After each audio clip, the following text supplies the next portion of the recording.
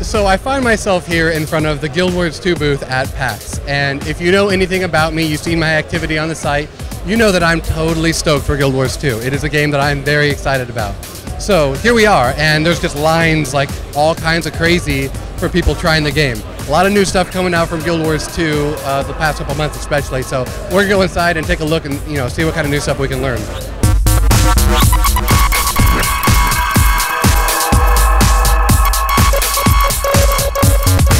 Okay guys, so I'm here with Mike at the booth and looking at the gameplay even closer, and it looks pretty awesome. And Mike, I want to ask you a question. One thing I really love about the game is the whole make it your own story. And so we're seeing a lot more about character customization and crafting and stuff like that. What can you tell us about that? So the whole aspect of Guild Wars 2 is we really want to give players choice. We want them to be able to determine how they want to play, what they want to play, and you can kind of see this in multiple iterations. The first part is the personal story. Right off the bat, we ask you a couple questions about your character, your personality type, some lore questions for you building up your personal character that the game will basically react to right out of the gate. So like right in the tutorial, just after the tutorial, we'll be reacting to how you answered some of those questions. And even the intro cinematic will change based on that as well. This doesn't stop there. Like every couple of levels or every 10 levels or so, we're going to ask you additional questions where, again, you're going to have these branching moments. And this is going to be really key because there's going to be consequences for your actions.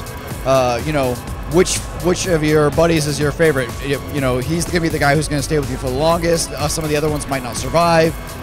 Which buildings do you save? Like, when bandits are attacking, are you going to save a burning orphanage or a burning hospital? There's true consequences to what's going to happen for your personal story in this regard. The character customization stuff also has a lot of kind of aesthetics that are going to be, your personal character. So it kind of lets you kind of build the character the way you want to appear. And then kind of one of the new things we threw in as well that for the MMOs is basically during character customization, you're picking like your primary colors and which, how you're going to look. And the game's going to remember this. So when you pick up new items and new loot, it's going to auto try and get those same color scheme that you had before. With the whole character customization, I was reading online that you can have 3 choices for your armor set for as far as color goes. Is that for every single piece that you can acquire? It's about 2 to 4. It really depends. So some of the more basic ones only have about 2 channels, but then some of the more complicated ones might go up to 4. So I heard people talking about this, that in the PvP things are destructible. Is that true? Okay, so there's a couple of different types of PvP, so let's make this distinction. Okay. Again, going back to the choice of what people want to do. So obviously we have the PvP. There's stuff that we've talked a little bit about but haven't shown yet, which is the world versus world stuff, which is more of a bring your PvE character. You can level all the way to 80 in this thing, and there's like tons of events going on, and it's 3 servers fighting for dominance over the maps. Then the third one, which is the one we're showcasing right now, is our competitive PvP. The one we're showing right now is Conquest of the Battle of Kylo, which is a 5 versus 5 competitive map where basically it's a 3 capture point, and the unique mechanic for the map is that there's trebuchets, and these trebuchets can blow up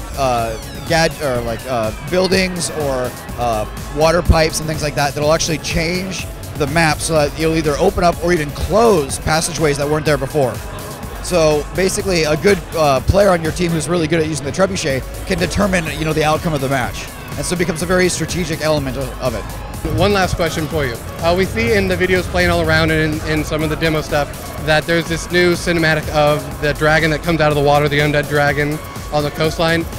And then I heard somebody saying that's not the biggest in the game by any means. So like on a scale of 1 to 10, how big would you put the, I don't even know the dragon's name.